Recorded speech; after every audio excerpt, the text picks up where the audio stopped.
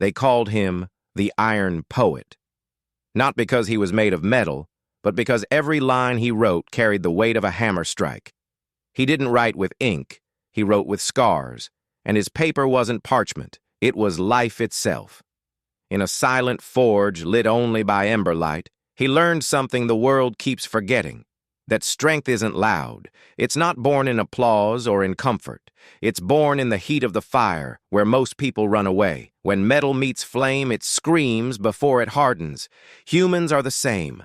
Before you become strong, you'll burn, you'll bend, and you'll break. But if you stay long enough, you'll transform. Scientists call it stress adaptation. When a muscle is torn, it rebuilds stronger. When your mind faces hardship and survives, your neural resilience increases. Every time you overcome, your brain rewires itself for endurance. It's not poetry, it's biology. But here's the secret most people never learn. The pain that breaks you is the same pain that builds you, if you forge it. Most let it destroy them. The Iron Poet? He turns every heartbreak into a verse, every failure into a rhythm, every scar into strength. He doesn't run from pain. He listens to it. He knows the fire isn't his enemy. It's his teacher. You see, everyone wants to shine like gold, but few are willing to burn like iron. And that's where greatness hides, in the places that hurt the most. Life isn't about avoiding the forge.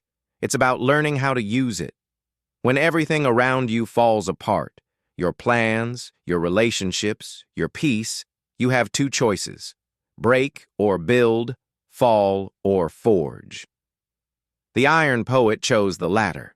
Every night he'd take the pain that others tried to bury and turn it into rhythm. His heartbeat became the hammer.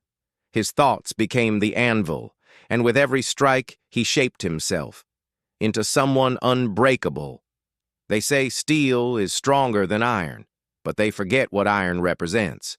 Iron doesn't shine easily. It rusts. It endures storms. It bends. It dulls, but it never stops being iron. That's the kind of strength the world needs again. Look at history. Every great person was forged this way. Nelson Mandela spent 27 years in prison, yet came out speaking peace. Thomas Edison failed over 1,000 times before the light bulb worked. J.K. Rowling was rejected by 12 publishers before one said yes. Fire, hammer, forge, again and again. Pain doesn't mean punishment, it means process, and maybe you right now are standing in your own forge, surrounded by heat, pressure, and noise. Maybe life feels too heavy, too loud. But remember, even iron screams before it becomes a sword. Even diamonds crumble before they shine. The Iron Poet understood this. That silence isn't weakness, it's concentration. That solitude isn't loneliness, it's refinement. That every broken piece of himself was just metal waiting to be reforged. He knew the art of endurance, the wisdom of stillness, the strength in not reacting when provoked. Because when you've been through fire, noise doesn't scare you anymore. He didn't speak much. He didn't need to. His presence said everything.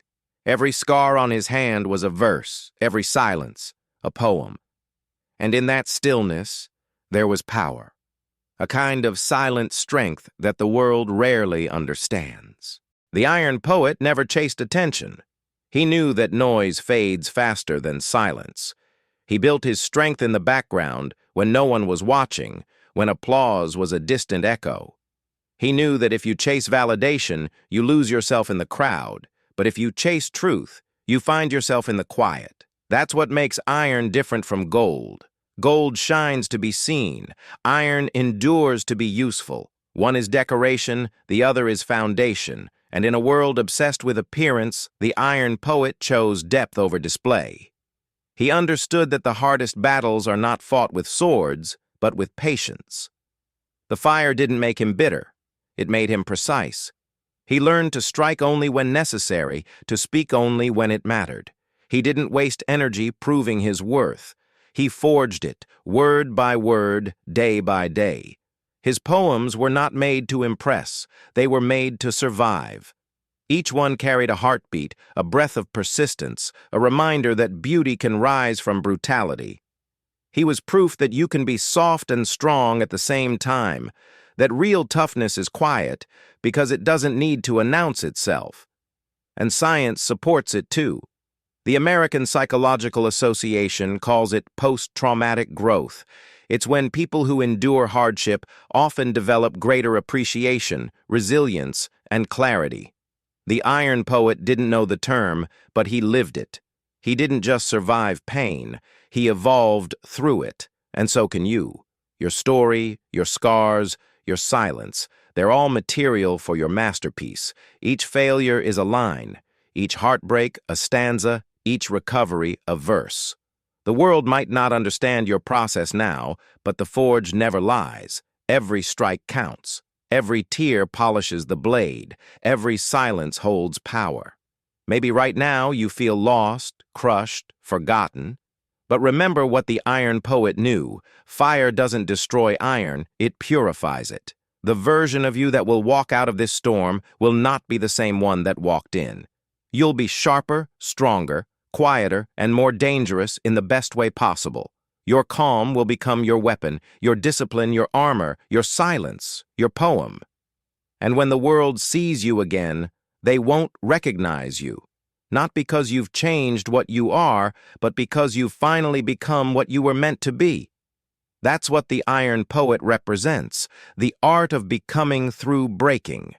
He shows that even in ashes you can write, and even in silence you can roar. The strongest voices are not always the loudest. They are the ones that speak from experience, from endurance, from the forge inside the heart. So when life tests you again, and it will, don't curse the fire. Thank it. Remember the Iron Poet. Remember that strength doesn't come from avoiding heat, but from learning to shape within it. When pain visits you, don't hide it, don't numb it, don't run from it. Study it, shape it, use it. Every strike, every scar, every sleepless night, they're all adding weight to your words. Pain gives meaning to wisdom. Struggle gives rhythm to purpose. And in the end, you'll realize something beautiful. The fire was never your enemy. It was your sculptor. The Iron Poet stands again in his forge now, the flames calmer, the metal cool.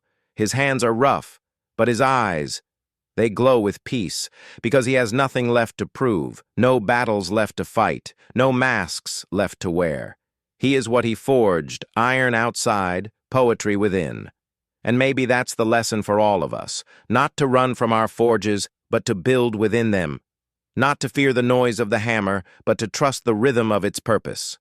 Because one day, you'll look back and see that every moment of pain, every burn, every heartbreak was teaching you the language of resilience. And in that language, you'll write your own verses. And when people ask how you stayed calm through chaos, how you found peace through pain, you'll smile quietly because they won't understand that you too were in the forge once. You too became your own Iron Poet.